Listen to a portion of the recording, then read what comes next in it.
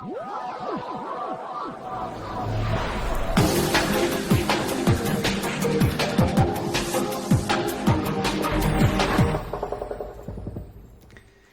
and welcome to episode 39 of Subplot A Course, a podcast discussing a new science fiction work on the second Tuesday of every month.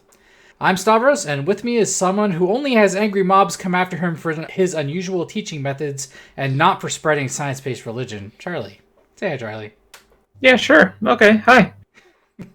I'm glad you went along with that. Charlie teaches math. Also with me is someone who has greater potential to save the world than any kind of fortune-telling faux science. Vincent. Say hi, Vincent. Yeah, I'm trying. It doesn't always work, though. So some of you may have to die like you, Stavros, but Wow. it's for the greater cause. Okay, I'm glad. I'm glad to do my part. Vincent is an epidemiologist. And finally, we're also joined by someone who probably wishes he could outfit his students with atomics, because maybe then they'd pay more attention. Adrian. Say hi, Adrian. I'm struck by how many nuclear devices there are on people's persons. That seems unsafe. But I teach English. What do I know? It really does, yes. Adrian teaches English literature. And today we're going to be talking about Foundation, the first novel, written by Isaac Asimov and first published in 1942, although the complete novel was first published as a novel itself in 1951. And of course, you should be prepared for spoilers. So the plot of this novel, I'm actually going to go a little long here. I'm going to give at least a couple of sentences for each section. And the weird part about this book is it's separated into 5 distinct sections that tell vignettes about the story of the fall of the Galactic Empire. So the first section, the Psychohistorians, focuses on Harry Seldon, who has developed the future-telling science of psychohistory and has foretold the demise of the Galactic Empire, but has also devised a plan for an empire resurgence using his same psychohistory science. Seldon arranges for the Foundation to be established in the far reaches of the galaxy to make a grand galactic encyclopedia to shorten the Dark Age between the two empires.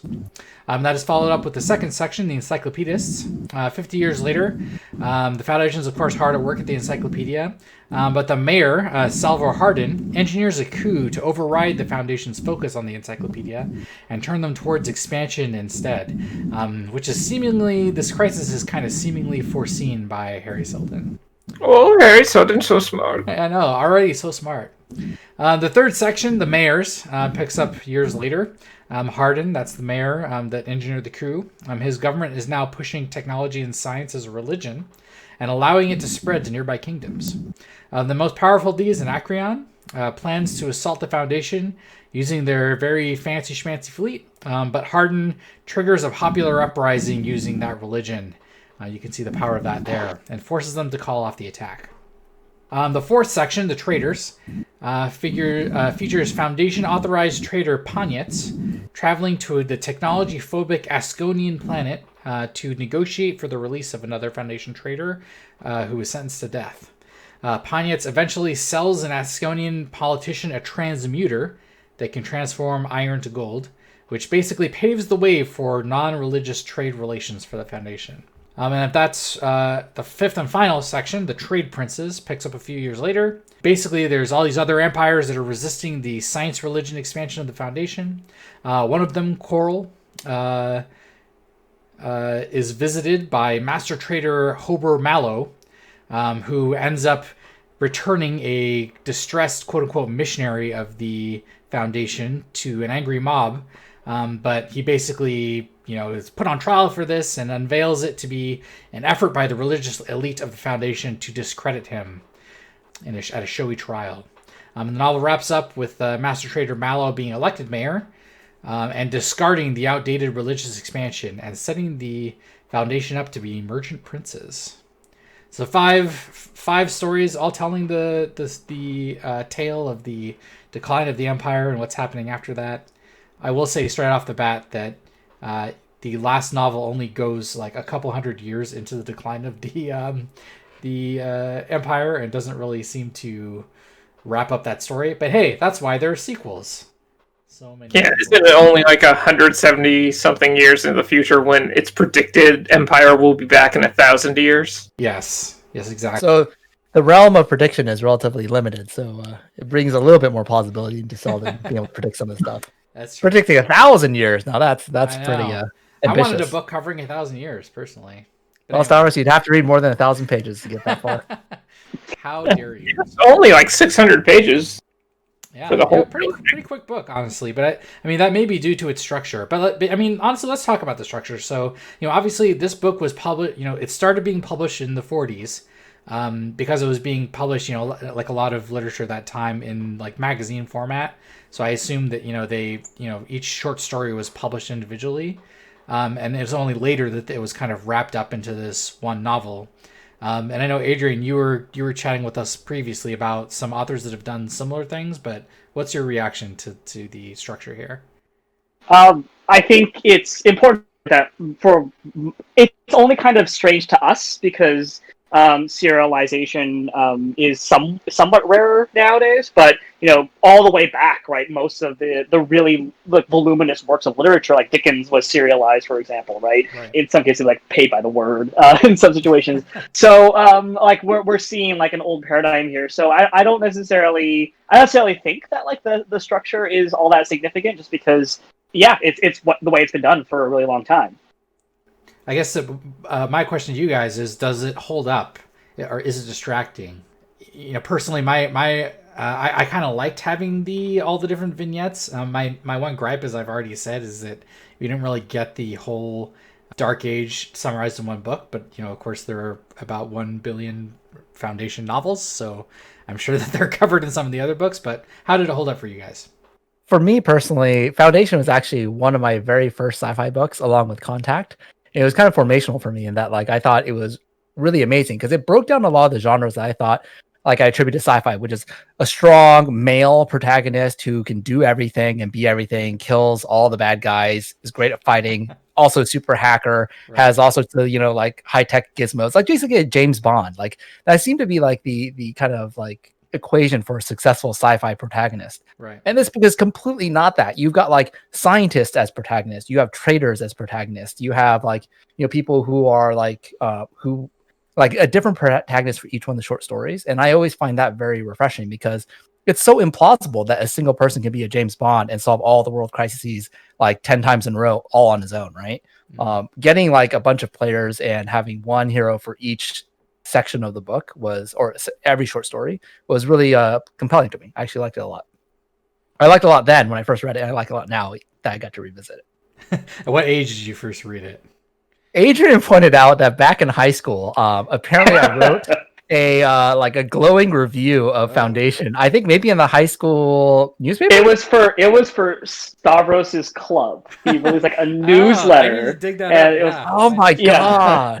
That's right. Stavros tried to put together a newsletter, and I had to contribute material. Hey, I put out 3 whole issues. All right. So it's probably been since high school. So many years. Okay. It's interesting. This is the first time that I've read these, I think. And I mean, talk about classic SF, coming out in the 40s, and the 5 subsections. I mean, I don't know if you really find a lot of, I mean, nothing we've read recently really does anything quite like that. So it's kind of like this neat artifact of the past that makes it interesting. Different main characters, across these 5 different subsections. So, But one thing I do want to bring up is, Vincent, you mentioned that it kind of gives a little bit of unpredictability to the story since it's separated into these 5 sections. Yeah. So the one thing about like sci-fi novels is typically you see one story being told through all 300, 400, however many pages the book is.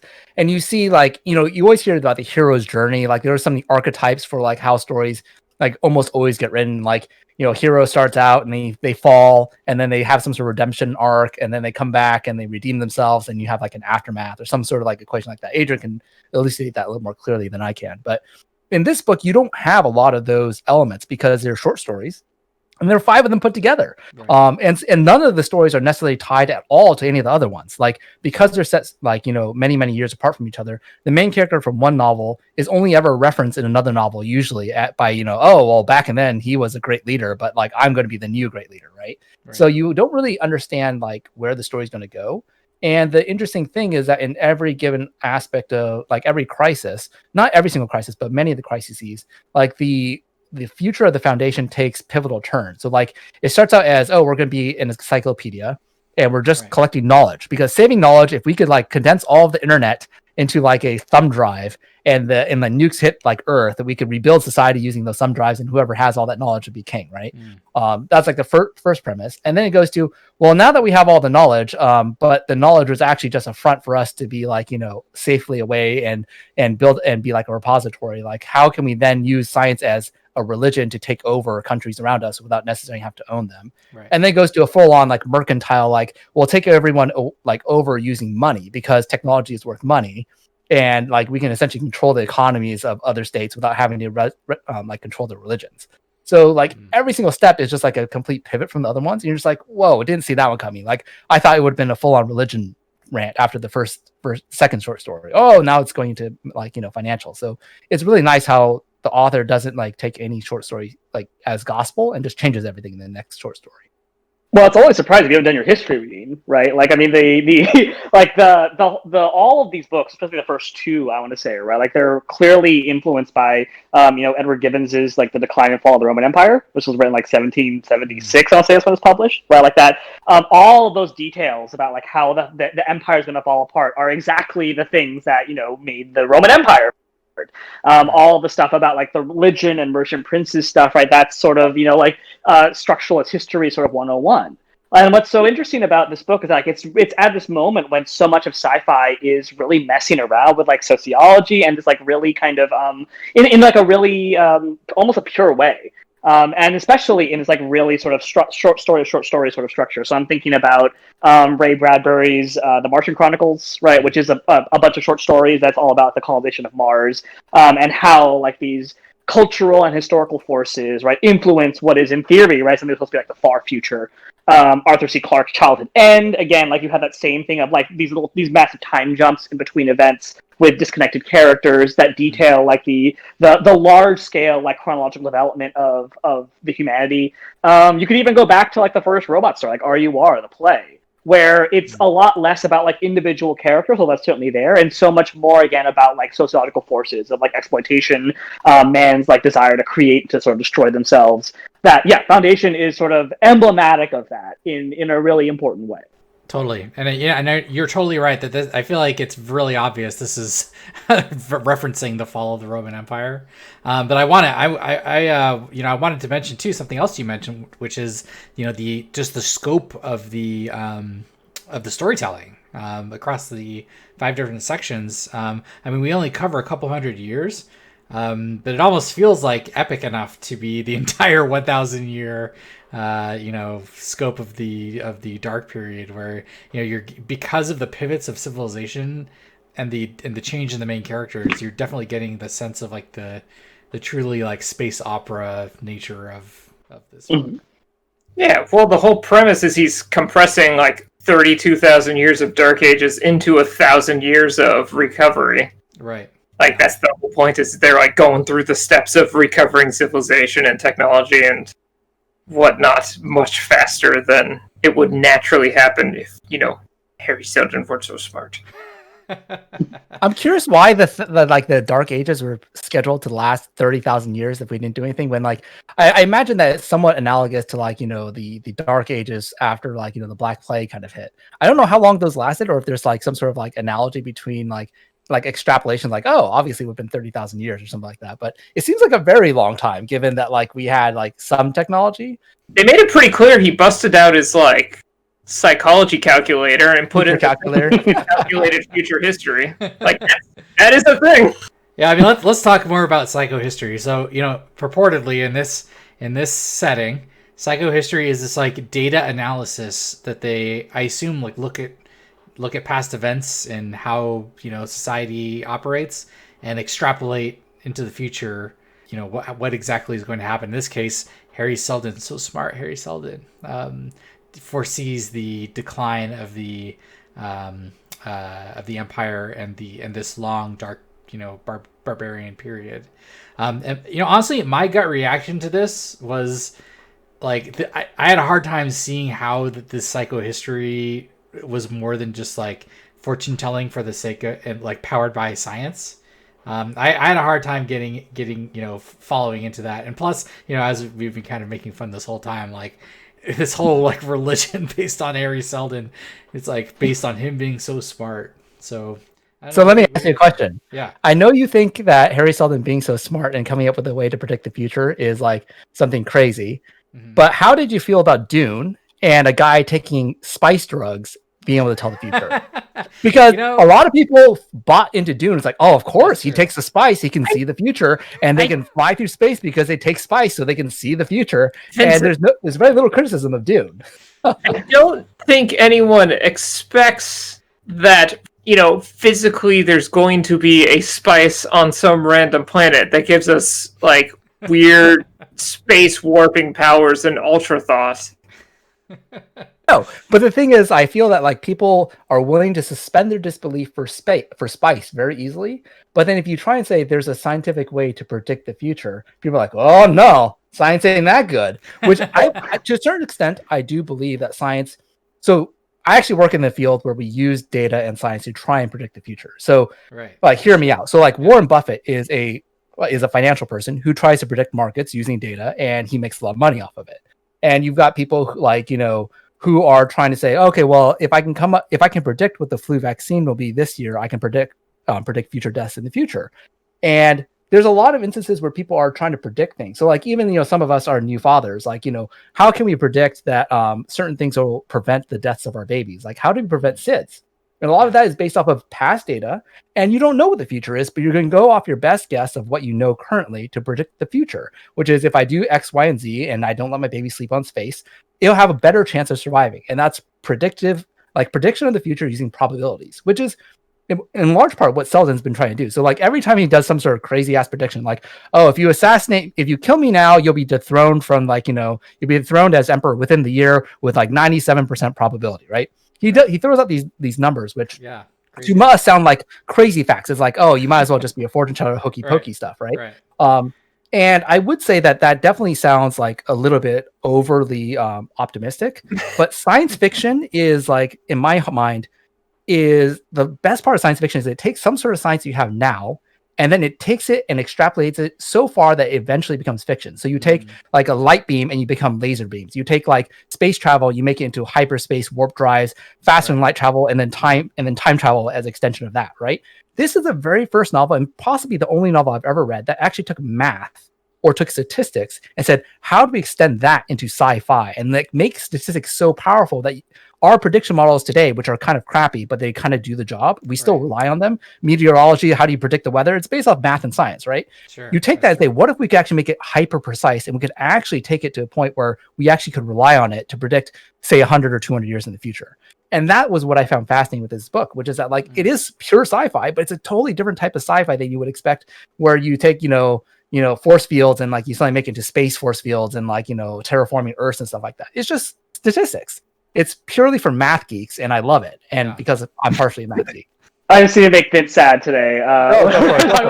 Okay, so two things. One make you happy, one make you sad. So the one thing that you mentioned, like the Black Plague and like the Dark Ages, right? That there's actually a really well-established economic argument, right? That the Black Plague actually helped accelerate culture development, right? Because by killing off large numbers of people, it forced it decreased the number of workers that were available, right? And so allowed for massive social mobility, right? Because there were not enough workers to work land, and they needed to be paid more, and that helped break up like a kind of economic oligarchy that was like sitting there and keeping things frozen in that dark age, which is kind of cool. Just thing to note. So psychohistory, I'm going to say it has nothing to do with math. That the math is only there to make it exclusive, right? To make it so that only a few people understand it. What he's really doing here is more like sociology or anthropology. Right, like everything here is kind of like structuralist history. Like this is the belief, right? The idea that sort of gets really jump started by Sir James Frazer in the 1920s when he goes and this like massive survey of like all of these religious myths and discovers or claims to discover that they all have these similarities.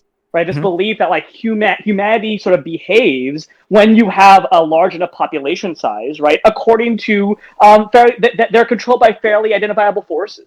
Right, and that's how we get that sort of that ability to like we can't predict an individual person's actions, but in aggregate we understand how human societies behave. And I think this is like a weird like confusing point in the book, because like one thing that Harry Seldon hates and that is like one of the signs of the fall right? It's like people who don't do real science anymore, right? They just go and read books by people who do real science. Which makes no sense. But anyway. all of this psychohistory stuff, right, is built off of other people's analysis of history.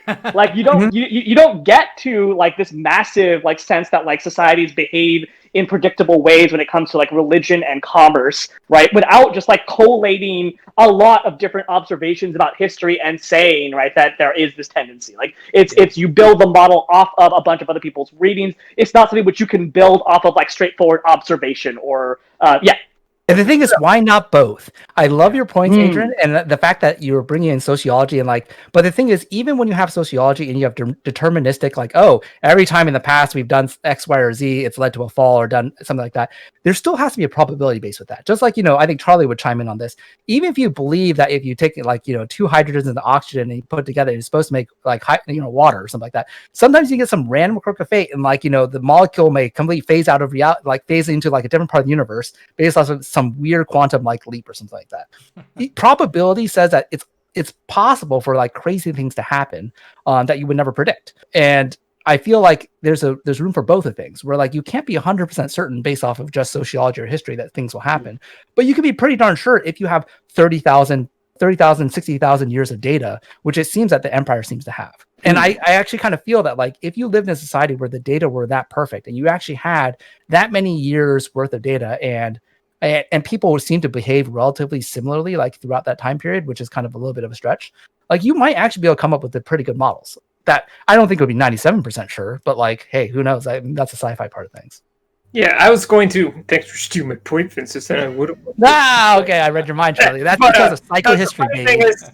I was going to totally agree with Adrian. Yeah, it's based on sociology, but the difference is that they have this like 60,000 years of history, such that they can have actually run the experiment observationally of human society and actually build quantitative models as you do in chemistry, which is like just an aggregate of individual particle movements and interactions, right? And they even make that analogy in the book, which I thought was really nice, where it's like, doing psychohistory is like using the ideal gas law. If you wanted to calculate how the particles were moving in the jar, it would be virtually impossible due to chaos theory. But in fact, same thing with people. You could calculate the course of history, but you'd have no idea how the individual people are going to change things, even if in aggregate they're powerless to change the overall course of history. Math-wise, I'm not sure if that's true, because I'll just be honest, I am throwing around the term chaos theory with like very little knowledge of how it actually works. The classic example is like a butterfly flaps its wings and then like a hurricane happens in India or something like that. So, like, I'm not sure if that math basically destroys the real possibility of psychohistory. I would guess that it does, but I don't know enough about it to comment in any real sense. Except of course, I want to agree with both of you, but part of the whole premise of the novel, right, is that we don't have that data. That the empire is so old, right, that we have so much lost knowledge. And part of the stakes of making it a math as opposed to some sort of cultural science, right, is that we tend to think, at least from the cultural mainstream, right, that math ideas and math theorems like just like pop up out of thin air. Right, that like someone can just have a brilliant idea and like make a new math, whereas something more like anthropology or sociology, like you need all of that cumulative data. And like, because like I don't know, like obviously like from where we stand, like it should be the case, right? That it's like a statistical model that is being run by Selden, but he treats it in something which feels a lot more like arithmetic or algebra, I should say, more specifically. But Harry Selden's so smart. And before we move on, like I want to. So first of all, I mean, after hearing you guys speak, like I think that the extrapolation of using the study of the past and present with sociology, I totally buy like a math that can calculate, how the as probably the most layperson in this group to like predict the future. But the thing about this novel is Harry Selden, and at least when he appears, and even when he like physically appears later in holographic form, is insufferable. He just is this like, I don't know. So I once again did the audiobook here. Maybe it's just like the narrator being like, just kind of like accenting him just being really like, yeah, I calculated that they would send us to Terminus. It's like, okay, it's just like I felt like Isaac Asimov was like smacking me over the head with like, politicians bad, science good. I'm pretty sure that's how your audiobook sounded. You probably narrated exactly the way it sounded. Never. Yes. But clearly, the answer to it is Harry Seldon is so smart. I think it's also part of the moment too, right? Like, I mean, Ayn Rand is right at exactly the same time, right? And so there was all of this like energy around like the creator scientist or the artistic sort of like the man who like is dedicated to excellence well and above the mediocrity of their society. That pops up so much in science fiction in this era. I'm not surprised, and it is really annoying when it pops up. Since we're talking about psychohistory as a realistic future thing from a science side, that's really interesting, I thought. But in terms of a literary device, I found it to be super lame. Like, you're talking about that it's 5 subsections totally unconnected, but the 4 that are after Harry Seldon spend like a third of their time being like, well, of course Harry Seldon set things up so that things are going to work out, so maybe I just need to do the thing that maybe Harry Seldon would have done because Harry Seldon did it, or in the later places. And it's like... Here's the plot twist. Harry Seldon doesn't really appear in the last three short stories. He appears after the first crisis to say, oh, well, guess what? It was all of a hoax. Yeah. The encyclopedia is a hoax, and you know exactly what needs to get done. And after that, he doesn't actually give very much guidance. Like, he doesn't say, oh, well, someone's going to attack you now. And everyone's just like, there's going to be a crisis. Let's do the best we can. What if he actually didn't predict anything? What if he actually just wanted everyone to get out? He's just like a and said, that's the best I can do. He's like a well-meaning charlatan. Yeah, exactly. But the thing is, he does end up saving, a large amount of knowledge, like truthfully. Yeah, so you could play the flip side, because I don't know that Asimov actually intended Seldon to be a prophet who could prophesize for 30,000 years worth of data. It's possible he could only see the next 100 years or something like that with maybe 50% probability. But he's like, hey, 50% is good enough to flip a coin for me. Rather than like look at us all go down the shitter, let's try and predict a situation where things might be a little bit better. Well, he definitely pops up later, right? He pops up in the mule section because he's wrong at that moment. But just to jump back, I take your point. That makes a lot of sense. To combine your first point, Vince, about like the structure of the book, and Charlie's about the literary device. Like, it's so weird, like the structure of this book, right? Which is it's the exact opposite of a hero's journey or like plot development, because it is just that this was all decided a long time ago, and the only action that you're supposed to do is nothing. Because Seldon has like planned this out so perfectly that the more you kind of try to struggle against it, the more you mess up the plan. Yeah. Like, what a weird thing, right? Like, there's no heroic actions that do nothing. Which is funny because every hero does something. They do something heroic. It's like, oh, well, the Empire's coming. Let's do something really tricky to like win this war against the nation that's about to attack us. And we're going to do nothing after that. But it's like, wait, your action of doing nothing was to take out an entire nation that was about to like destroy the Foundation. Like, it's like your nothing is actually quite impactful, buddy. I like, especially at the end when Mallow is like, or no, somebody's talking to Mallow. Is like, you're messing up the religion, science religion, and he's like, yeah, I don't know. Seldon probably thought about this, but who cares? And then like that's like literally the end of the book. Yep. It's like, okay, sure. Like. It's not even that Seldon decided it. It's that like Seldon just did the math and that's what was going to happen. Like, it's even lamer than him like pushing things from behind the scenes. It's just like stuff happens because he mathed out that it would happen. He's like, okay, and then it happens. Oh.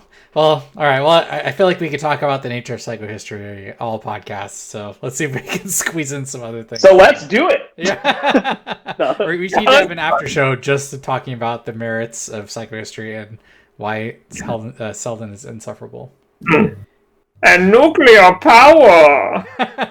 Hey, it was in the 40s. So like we give a lot of credence to like warp drives and quantum this and quantum that. It's a talk of the time. I mean, I know. If I grew up in a situation where atomic power like came out of nowhere and blew up a city in Japan, I'd be like, well, atomic everything at this point, Yeah. And actually, it's the future of power. That's part of the thing I want to talk about, because like you guys are saying, like the quote unquote like status quo or the most advanced technology that's presented in this book is called atomic, And, of course it was a new technology at the time, but I mean, Adrian, maybe you're the best suited to answer this. Like, it seems very, like, you would think that, even though it's a new tech at the time, Asimov might have, made up some kind of future tech that is the new norm, but instead he decides to stick with the word atomic for everything.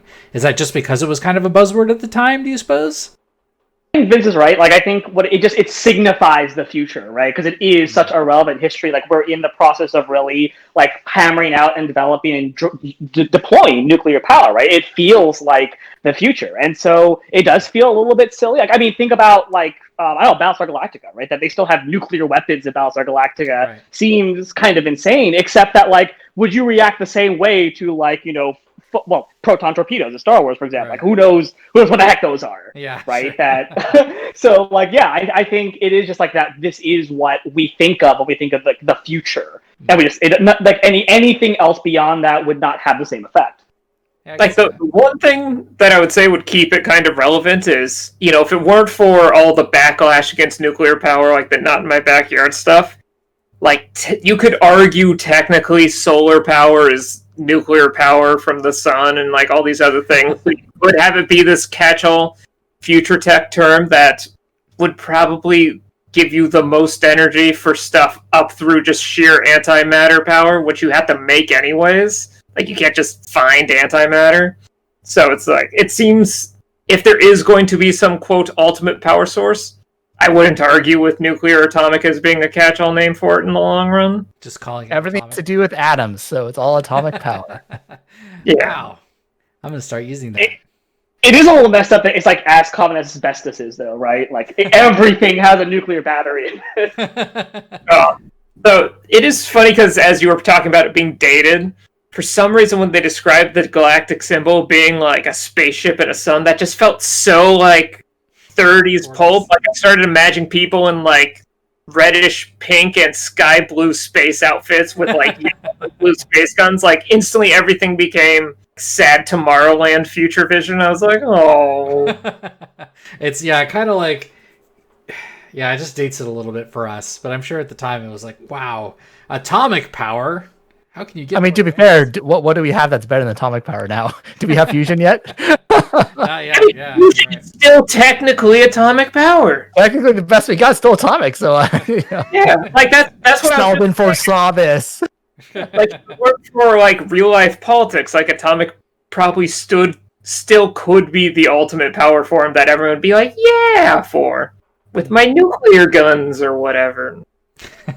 My atomic. Is the Tomorrowland movie just a more realistic version of Foundation? I have not.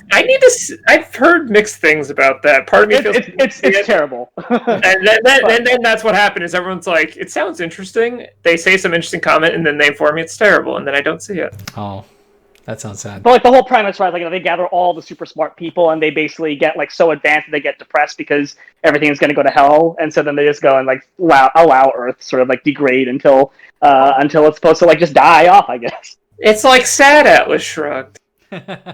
Yes. All right. Well, speaking of technology, the main premise of this, of what happens, is the decline of tech in the rest of the galaxy, where the Foundation, upkeeps their tech. And we talked a little bit about this before, where it's kind of it's been propositioned that like people aren't learning the tech really. They're just like kind of secondarily, reading books about it, and they're learning how to maintain it the most.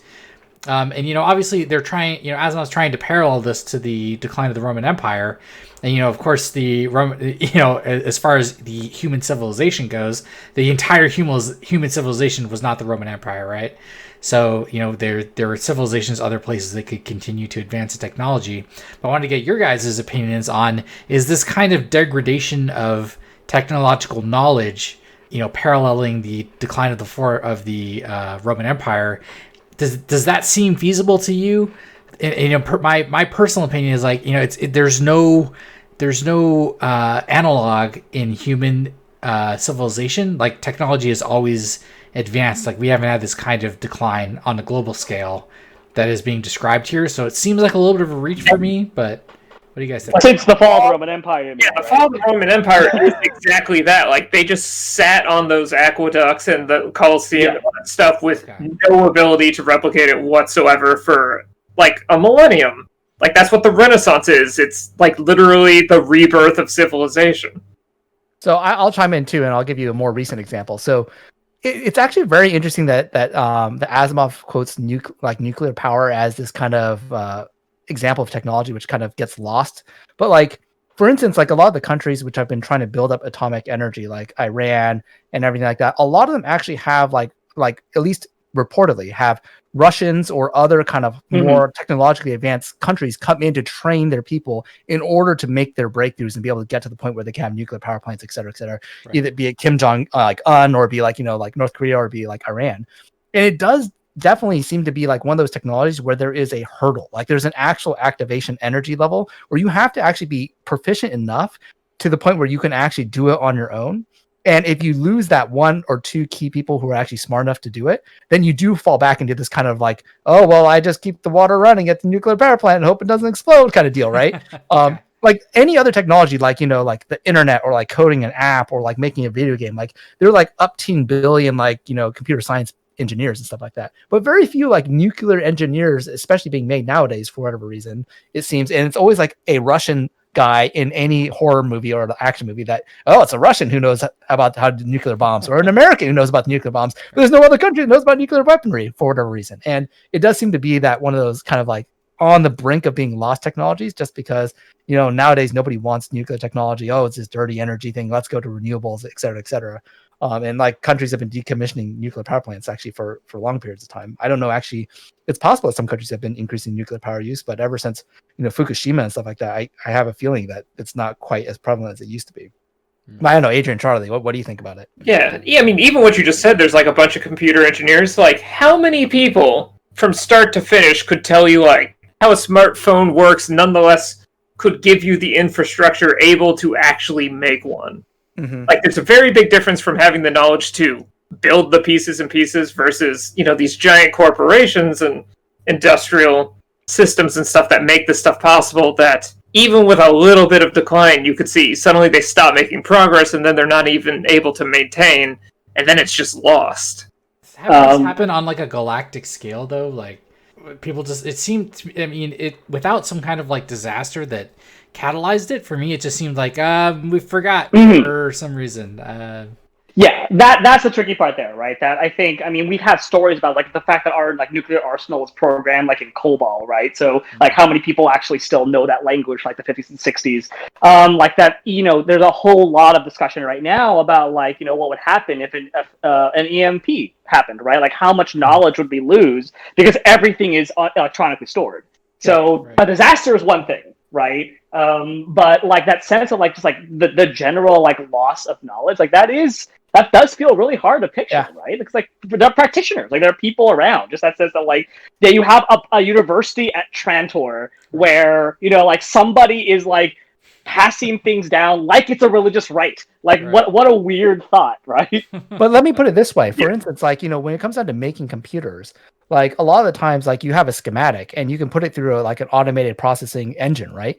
Like you could automate a lot of things. So imagine the situation where you could automate the production of nuclear power plants, right? It's like, oh, you develop enough AI or something like that. You could get to the point where you're so advanced as a civilization that human beings are not required to know, like Charlie alluded to, 100% of the process. They actually only have to know 50% of the process, which is like, wait, which buttons do I push in order to make the nuclear power plant come out of the mass production line? You know what I mean?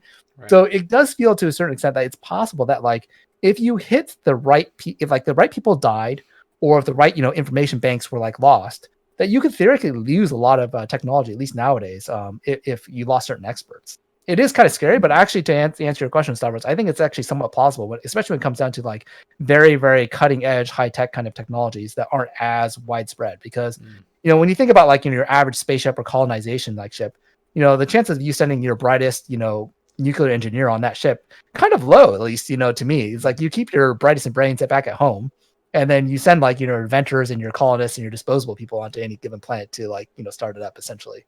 Though you're talking about that, I'm like, counterexample in the book, a like college for foundation guy in like a day makes a desktop gold transmuter. Oh, that's true. That's true. It only works for 2 months, man. So it's understandable. Yeah, well, piece of crap. Come on. I mean, two things. Like, number one, I think it's weird that there are apparently no historians on the Foundation, because that feels kind of important. Like, there's no sense of like history at all, right? In anywhere in the Empire, like they seem like exist forever, and so like nobody seems to give a crap about history, right? Yeah. Oh man. And number two, like I think if you sort of exchange like the thing about knowledge and make it more about self-initiative, then it becomes a lot more legible.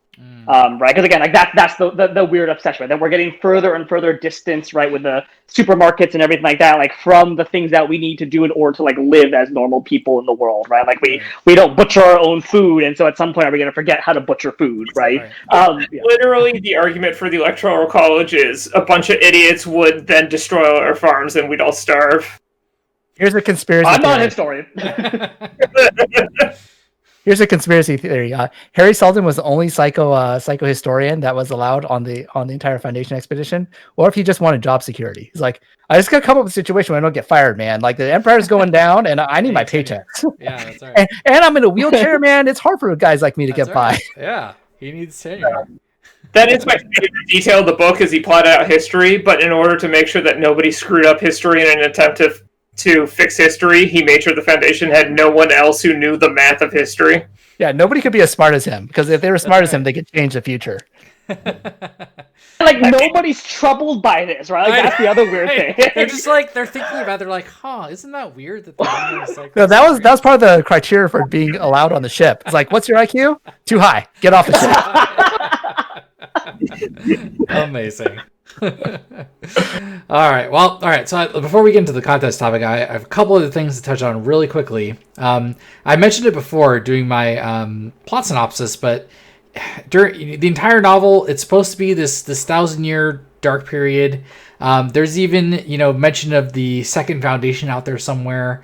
It's obvious to me that like when you got to the end, it's like, yes, there are going to be sequels. Was that satisfying? Is there enough satisfaction at the end of this novel, which is 5 stitched together bits, to be a satisfying standalone experience? So when I first proposed I'm not sure if I did or someone else did, but when we first proposed reading Foundation, I suggested we take 2 months and read the whole trilogy. Right. And after having read one book, I like really wish that we had.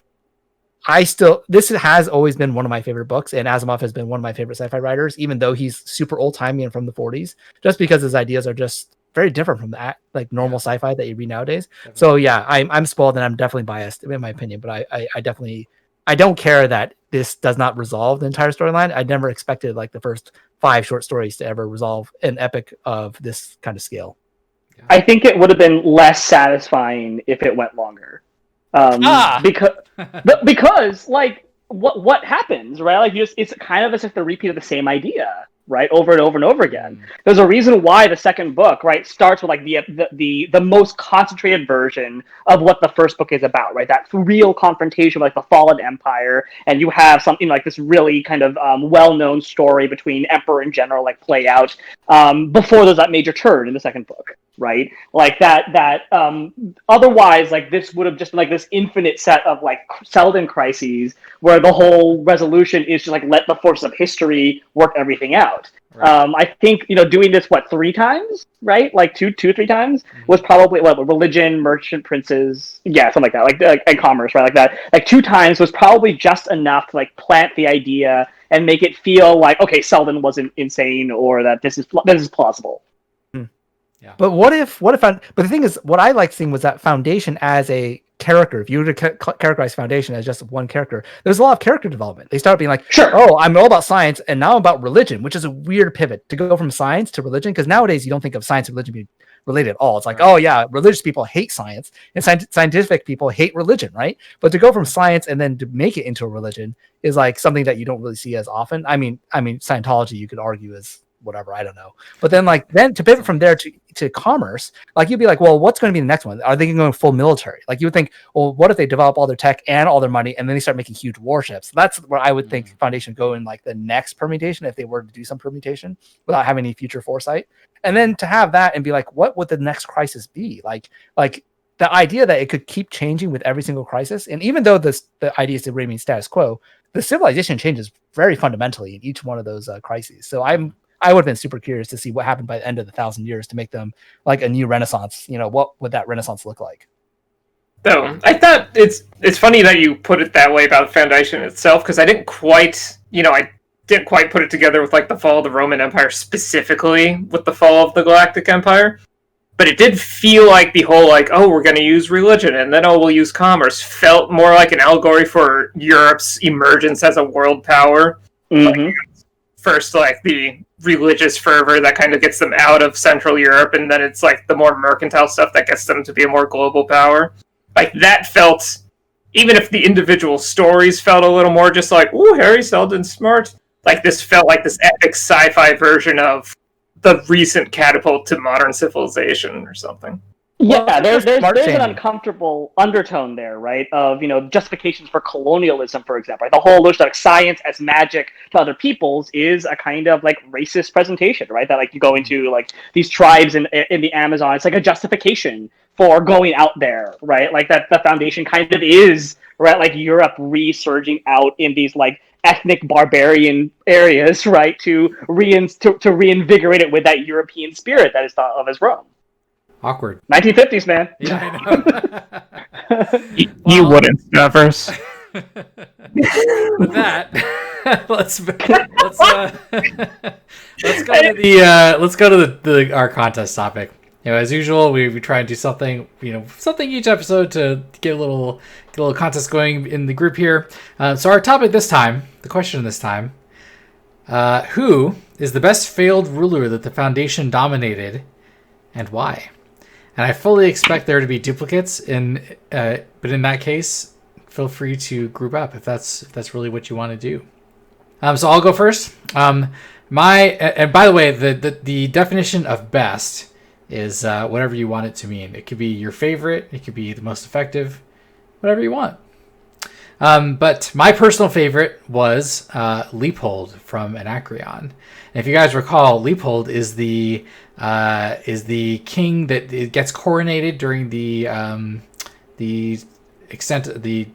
progress of the story. But he has like his like a regent that like is kind of ruling in his stead. And Leopold is just like this kind of, I got the impression he's kind of really childish, and he's like, he likes to go hunting, and he doesn't really like, doing anything productive. He kind of like came off as like a lazy, whiny teenager while I was reading this. There's one point where he's like getting coronated, and they do this tech thing that like they make him like all glow and levitate with the use of technology, and then he gets like ultimately put in his place when the Foundation science religious people like shut down the reactors, and he like falls like 10 feet or something. And I thought that was amazing, and I was like, yes, suck on that, Leopold. So that is my pick, Leopold from Anacreon.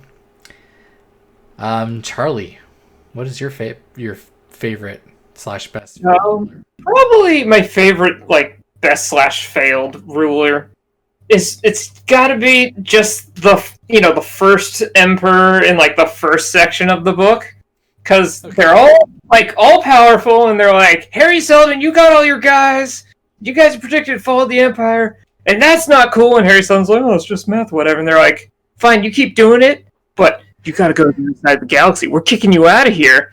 And he's just like, fine, I guess I'll do it. And then he gets back in his office, and he's like, I set it up so that they would send me to the galaxy.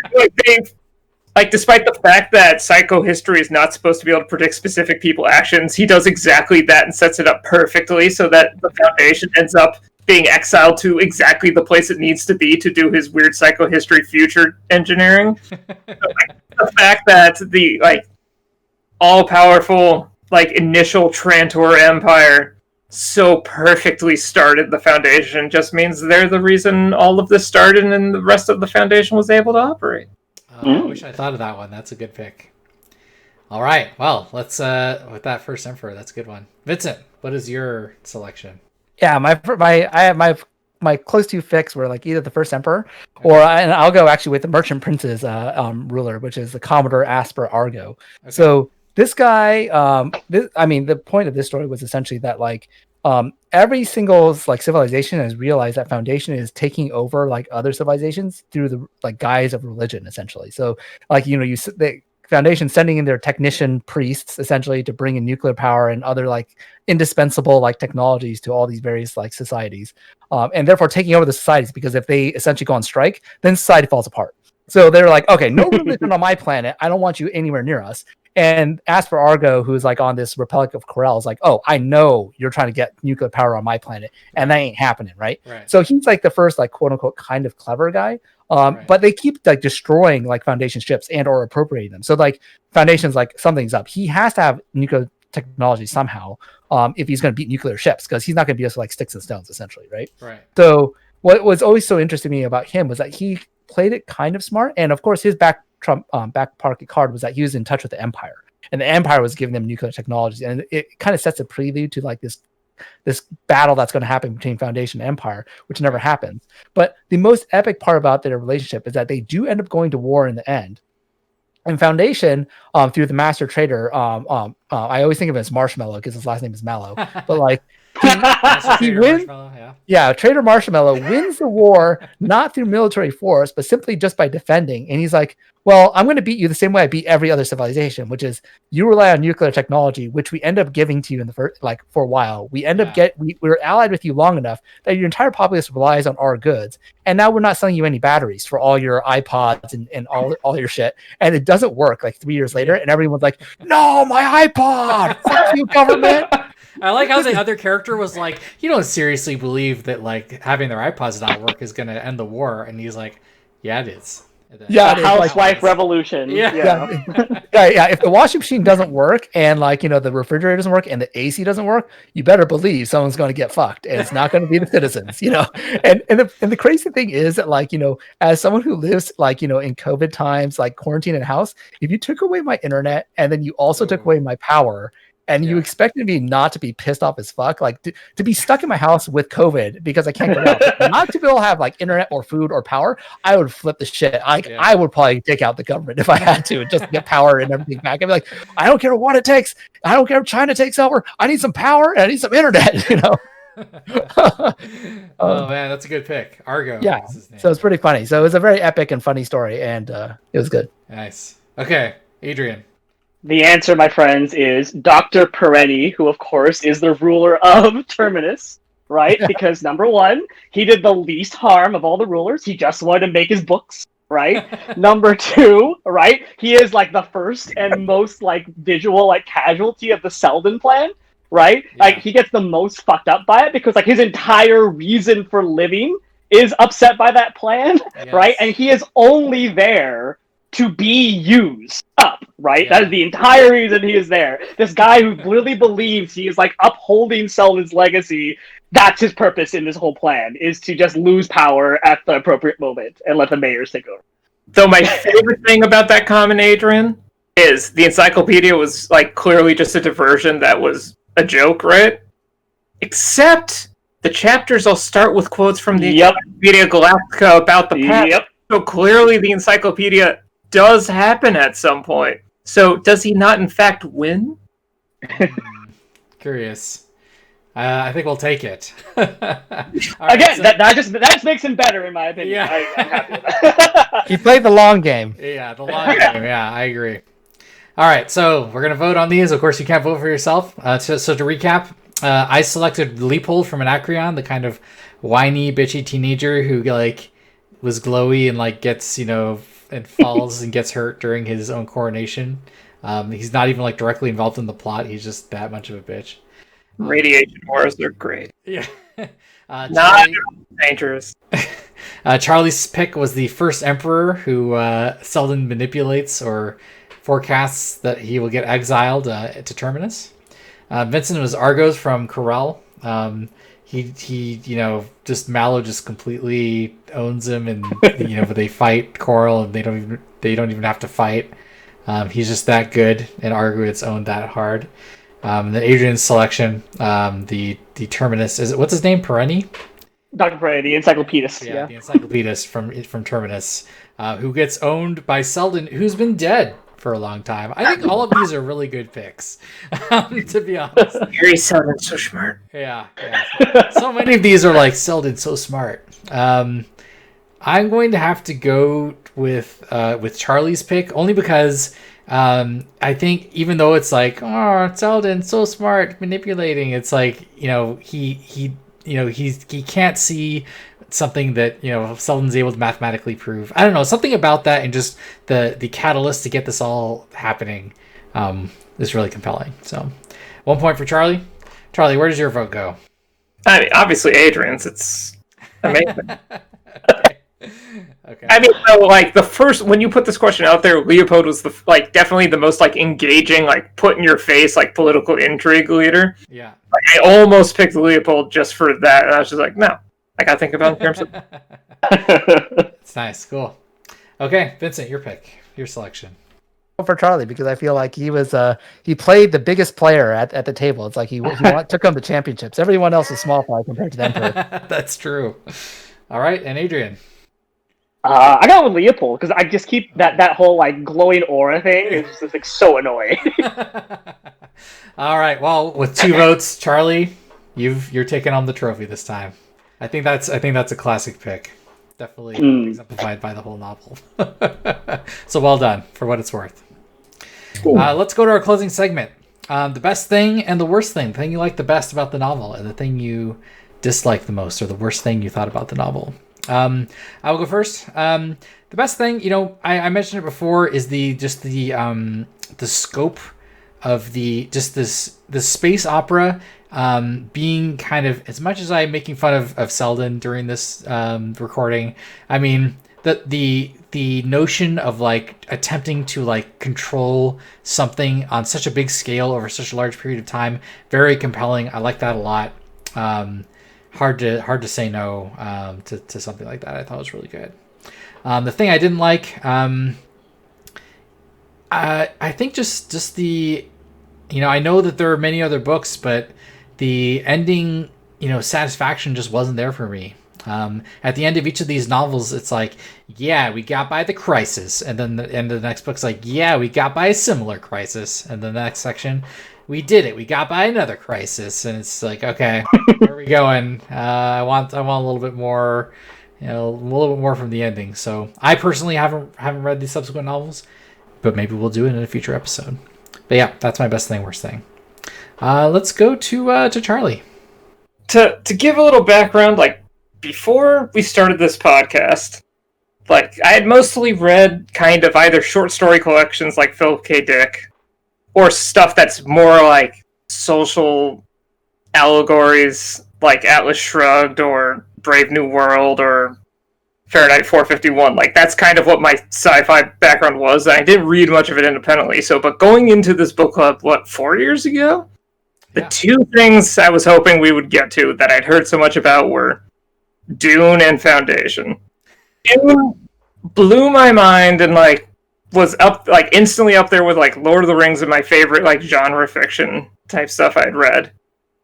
And however, I was worried that a lot of especially this area sci-fi would feel more like the kind of short stories I'd read, but just extended or combined. Sure. And that's kind of what Foundation felt like a little bit to me, is instead of getting some grand singular story, it felt like a series of short stories. So even though it has this super cool, I guess I'm mixing my pros and cons as one topic. That's okay. It has this super cool premise, this epic stage to set up this story. It still irked me a little bit that it felt more like reading a couple of short stories where it's set up dilemma. Oh, somebody was so clever. Maybe even the guy from the first part shows up to say how clever he was and move. It felt a little formulaic in terms of the format. I think ideas-wise I really liked it, but literary-wise, kind of cold on it. But then again, I know there's 2 other books and it's a series of short stories, so I feel Adrian talks about oh, in the next book stuff happens. I'm I haven't read it, I don't know stuff. So maybe if I have the rest of it in my head, I'd just be okay, this is super cool, and I understand exactly how it's setting up, instead of, as Adrian was saying, it feeling like it's just going to be this never-ending, like, and the 1,000 years of this guy met these dudes, and he did this clever thing, and Harry Seldon was right. Like, it's, by the end of the book, I wanted the step to, like, we got the insinuations of the Second Foundation and the Old Empire. Like, I'm excited to read more books, but we didn't. So, I guess, But maybe we will. I guess that's a pro, because I want to read the more books. Yeah. But it means, like, I'm wanting more in not the positive way, if that makes sense. I'm wanting more in the, like, in the just, like, sort of way. All right. But overall, I thought it was, like, in a constipated poop way, like I want more, but it's not coming. like, you feel like it's about to pass, but you know you just got to get off the pot and see what you've done, Vincent. And just stop you. You made the noise. I couldn't stop. Oh, God. But it was good. I it was good. I just want. Why do I read the whole thing? Yeah. I feel you. Okay. Well, thanks, Charlie. Let's go to Vincent. Best thing and worst thing. Pros, you know me if you heard any of my pros and cons before, but I'm a sucker for unique things. So like one of my major favorite things about Foundation is that it is relatively unique in terms of its take on sci-fi. Like I said, it takes an aspect of science, mathematics, and statistics, and turns that into the science fiction aspect, whereas it doesn't take in like battles and everything like that. And the other unique thing is that across all these 5 short stories or so, I feel like there are very, very few people who actually actively die on screen, like if any, essentially. Like almost all of it is wrapped up in like how you interact with other societies, how you game those societies, and that's not sci-fi typically. Nowadays, sci-fi is like, you know, you see like Total Recall and a bunch of other it's flashy. It's like gun battles, it's lightsabers, it's, you know, space battles, like huge epic wars. You got to have like a massive like Lord of the Rings style, like, you know, one army coming from one mountain, another army coming from another mountain, and a bunch of people dying in the center. Otherwise, people aren't going to pay money to watch it at the box office. You know, that's the type of sci-fi we deal with. Like, you know, Old Man's War, a lot of other really good sci-fi books, but it's very nitty gritty. It's all about like the battle and the combat, and this sci-fi is not, which is really refreshing. The con is that Asimov isn't right here to rewrite everything in the way that he intended, and I can't read more Foundation. That's my That's that. Okay. no, okay, so fine. I'll say it for real. Like, because a lot of the cons that you guys brought up were very accurate. In that, like, you know, short story format. You know, I wish he had written as a book format. I know that there are other like books that he wrote, like, you know, Prelude to Foundation and stuff like that focused on Seldon, which is one thing that I actually kind of wanted. Which is, you know, in this book, Seldon is very rarely mentioned and very like poorly developed, in my opinion. Like even that first section where he gets developed and he cons Emperor, that was written back in 52, so it was already like a prequel writing kind of thing. Like he never intended Seldon to be a main character. It was only after like his first short stories that apparently were popular enough that he's like, oh, I can go back, I can flesh out Seldon. Oh, people really like Seldon, I would write 2 more books like prequel style about Seldon, essentially. So I think that there's a lot of work that could have been done in this universe that I don't think got done. And of course it leaves holes and it leaves discontinuities that like leave us wanting more, and it does lead to dissatisfaction in general with just the pacing and the flow, which you wouldn't find in a traditional sci-fi writer series where they go for a full trilogy, or like Wheel of Time style, they go like fucking 15-20 books or something like that, unapologetically. Yeah, that's a good point. Okay, Adrian, best thing, worst thing. Best thing is clearly the tech priests, the tech men. Every time I open this book, that's the first thing I go to is like that tech men episode, just because it's so silly and like just like funny and well done all at the same time. Yeah, so like the this archetype, right? Like what the Galactic Empire's formation is, it becomes like a standard at this point on, right? They call it the cosmogony. Like this is just how the assumption, right, that we go through colonization, like some sort of initial war, some sort of consolidation, right? Some sort of fall, a renaissance, and then some like ascension. Right, like that's, you can trace this along Babylon 5, for example, or any other kind of major thing. Like I think, and Foundation is really responsible for a lot of that momentum.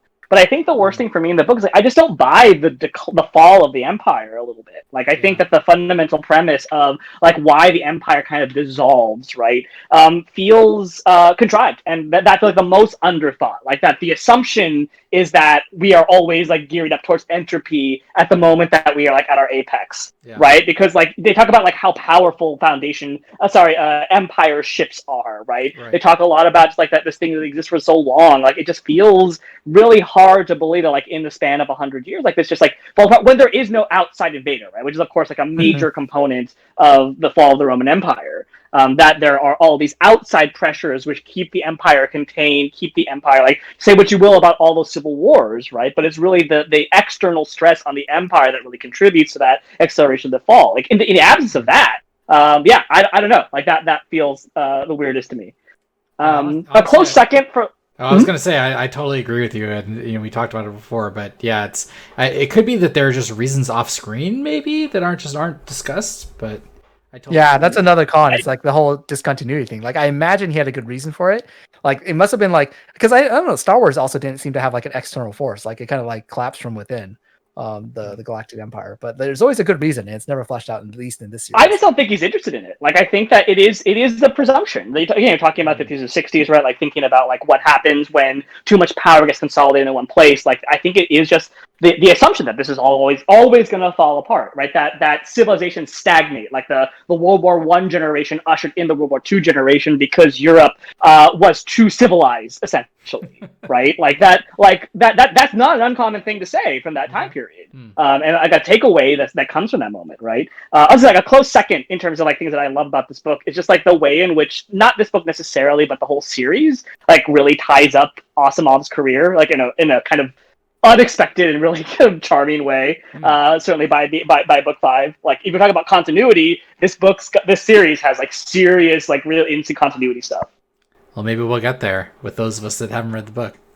So Adrian, maybe nuclear power for the Galactic Empire is like Romans' use of lead pipes, where they knew it was bad, but they just did it anyway because they didn't care. I don't think anybody thinks it's bad. That's the problem, right? Like everyone just like it's totally fine to have a nuclear battery on your hip, and it's totally fine to wash yourself in radiation just to make yourself glow. That is the reason for the fall of the Empire.